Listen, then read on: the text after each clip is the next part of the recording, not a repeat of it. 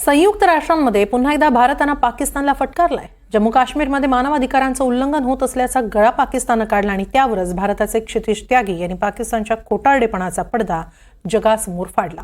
पाहूया काय घडलं संयुक्त राष्ट्रांच्या मानवाधिकार परिषदेत। भारतानं गुरुवारी पाकिस्तानला साऱ्या जगासमोर आरसा दाखवला। जिनेवा येथील संयुक्त राष्ट्रातील भारताचे स्थायी मिशनचे क्षितिज त्यागी यांनी पाकिस्तानी नेतृत्वावर चांगलेच आसूड ओढले। पाकिस्तानी नेतृत्व कायम त्यांच्या लष्कराच्या खोट्या गोष्टींवर विश्वास ठेवतं आणि आंतरराष्ट्रीय स्तरावर भारतावर बेछूट आरोप करतं, असा पलटवार त्यागी यांनी केलाय।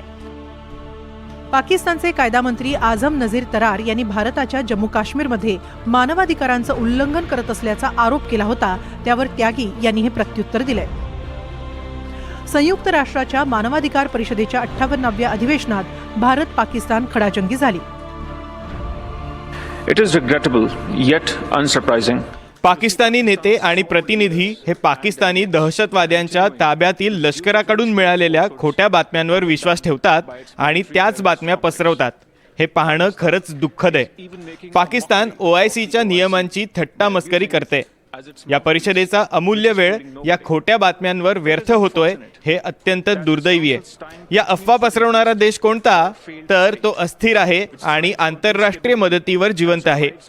त्यांच्या बोलण्यातून दांभिकता, अमानुषता आणि असमर्थतेचं दर्शन होतंय। भारतानं कायमच लोकशाही, प्रगती आणि त्यांच्या जनतेच्या सन्मानासाठी काम केलंय। ही मूल्य पाकिस्तानला भारताकडून शिकता येतील। People, values that Pakistan would do well to learn from. भारतीय राजदूतांनी पाकिस्तानवर आणखी गंभीर आरोप केले।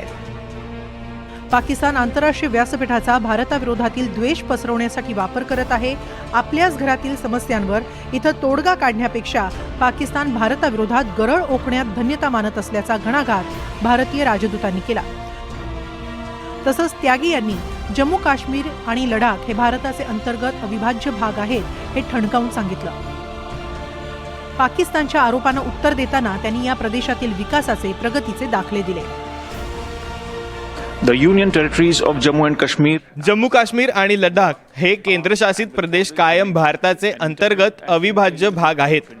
जम्मू काश्मीरमधील गेल्या काही वर्षातील राजकीय, सामाजिक आणि आर्थिक प्रगती याचं उदाहरण आहे। हे यश म्हणजे इथल्या लोकांचा भारत सरकारवर असलेला विश्वास होय।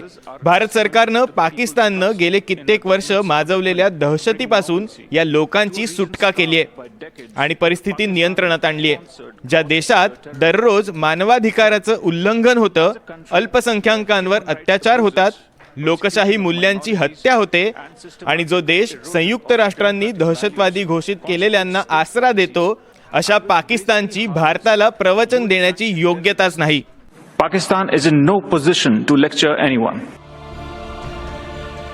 भारताच्या या उत्तरानं आता पाकिस्तानच्या प्रतिनिधींवरच तोंड लपवण्याची वेळ आली आहे। एकीकडे आर्थिक अडचणीत असलेल्या पाकिस्तानला अफगाणिस्तान सारख्या त्याच्या शेजारी राष्ट्रांकडूनही लक्ष केलं जात आहे।